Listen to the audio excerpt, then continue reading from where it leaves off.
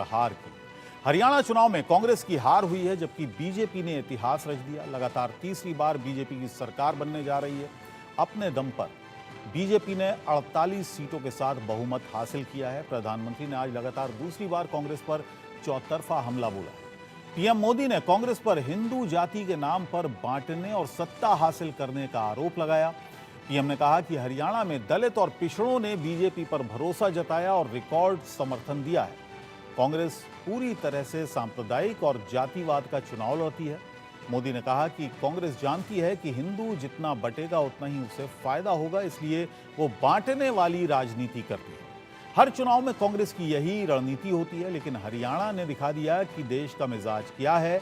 हरियाणा के नौजवान, महिलाएं अपने उज्जवल भविष्य के लिए बीजेपी पर ही भरोसा जता रहे हैं। कांग्रेस जानती है कि उसका वोट बैंक तो एक रहेगा, लेकिन बाकी लोग आसानी से बढ़ जाएंगे, टुकड़े हो जाएंगे। इसलिए कांग्रेस और उसके साथियों का एक ही मिशन है, समाज को बांटो, लोगों को बांटो और सत्ता पर कब्जा करो। इसलिए हमें अतीत से सबक लेना है। हमें हमारी एकता को ही देश की ढाल बनाना है। हमें याद रखना है, अगर हम बटेंगे तो बांटने वाले महफिल सजाएंगे। हमें कांग्रेस और महाअघाड़ी वालों के मंसूबों को कामयाब नहीं होने देना है। साथियों, जहां जहां कांग्रेस के कदम पड़ते जाते हैं, वहां बंटाधार ही होता है। कांग्रेस एक ऐसा देश बनाना चाहती है जहां लोग अपनी ही विरासत से नफरत करते हो, अपनी राष्ट्रीय संस्थाओं पर शंका करते हो, जिस पर देशवासी गर्व करते हैं, कांग्रेस उस हर चीज की छवि को दुर्मिल करना चाहती है। देश का चुनाव आयोग हो, देश की सेना हो, हमारी पुलिस हो, देश की न्यायपालिका हो, कांग्रेस हर संस्था पर दाग लगाना चाहती है। आपको याद होगा, लोकसभा चुनाव का परिणाम आने के पहले इन्होंने किस तरह का कोहराम मचाया था। चुनाव के दौरान भी ये लोग, इनको सहयोगी दल, इनके अर्बन नक्सल साथी कितनी बार कोर्ट गए, सुप्रीम कोर्ट तक गए। और किस लिए? ताकि ये लोग चुनाव आयोग की संवैधानिक निष्पक्षता पर बट्टा लगा सके। आज भी उन्होंने ऐसा ही काम किया है।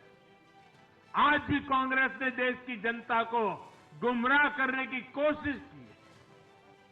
कांग्रेस हर बार यही कोशिश करती है कि हमारी संस्थाओं की निष्पक्षता पर सवाल उठाए, उसकी प्रतिष्ठा पर आघात करे। कांग्रेस की यही आदत रही है। कांग्रेस बड़ी बेशर्मी से ऐसी करतूतें करती आ रही है। मुझे लगता है कि कोई भी व्यक्ति नरेंद्र मोदी जी का चुनावी भाषण और कांग्रेस पार्टी के किसी भी नेता का, राहुल जी का चुनावी भाषण उठाकर देख ले। हम जोड़ने की बात करते हैं, हम आत्मीयता की बात करते हैं, हम मोहब्बत की बात करते हैं। इस समाज में नफरत फैलाने का, मंच से खुलेआम लोगों के कपड़ों से पहचाने जाने का, शमशान कब्रिस्तान करने का, मुजरा मंगलसूत्र करने का काम इस देश में किसने किया है? प्रधानमंत्री जी ने। तो वैमनस्यता कौन फैलाता है, ध्रुवीकरण कौन करता है? असलियत यह है कि प्रधानमंत्री जी अपने ऊपर जो आक्षेप लगते हैं उनको लगता है वो दूसरों पर लगा सकते हैं। इस देश को बांटने का काम नरेंद्र मोदी जी ने, उनकी पार्टी ने और उनकी सरकार ने किया है। इस देश को जोड़ने का काम लगातार कांग्रेस पार्टी कर रही है, आगे भी करेगी। दिल्ली में अकेले चुनाव लड़ेंगे। एक तरफ अति आत्मविश्वास से भरी कांग्रेस है और दूसरी तरफ अहंकारी भाजपा। हम दिल्ली में अपनी जनता के बीच सर झुकाकर अपने काम जो हमने 10 साल में किए हैं वो बताएंगे, उनके बेसिस पर हम चुनाव लड़ेंगे। और देश का सवाल में हम यही सवाल उठा रहे हैं कि क्या वाकई कांग्रेस देश को बांटने वाली राजनीति करती है? क्या कांग्रेस की जातीय जनगणना की मांग पर पीएम मोदी ने ये प्रहार किया है? हरियाणा में हार के बाद इसका असर इंडिया गठबंधन पर किस तरह से पड़ेगा? क्या हरियाणा में हैट्रिक के बहाने पीएम मोदी ने महाराष्ट्र चुनाव का बिगुल फूंक दिया है? इसी पर चर्चा करेंगे। हमारे साथ खास मेहमान जुड़ गए हैं। डॉक्टर धनंजय गिरी साहब हमारे साथ हैं, प्रवक्ता हैं भारतीय जनता पार्टी के। ईशान त्यागी जी हमारे साथ हैं, प्रवक्ता हैं कांग्रेस के। एडवोकेट के शर्मा राजनीतिक विश्लेषक हैं। प्रोफेसर भुवन भास्कर जोशी प्रवक्ता हैं समाजवादी पार्टी के। और युवराज पोखरना हमारे साथ हैं, जाने माने कॉलमनिस्ट हैं। आप सभी का स्वागत है। डॉक्टर धनंजय गिरी, क्या प्रधानमंत्री ने जो कुछ अपने भाषण में कहा है कांग्रेस पर प्रहार भी कर दिया है? जाहिर है भारतीय जनता पार्टी इस वक्त काफ़ी उत्साहित है इस जीत से जो हरियाणा में मिली है। क्या एक तरह से माना जाए कि बिगुल फूंक दिया महाराष्ट्र में चुनाव का?